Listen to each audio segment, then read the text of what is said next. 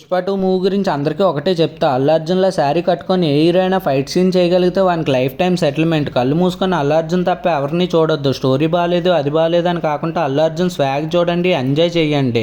దీని full video అయితే చేశా, డిస్క్రిప్షన్లో లింక్ పెట్టా, చూడకపోతే వెళ్ళి చూసేయండి.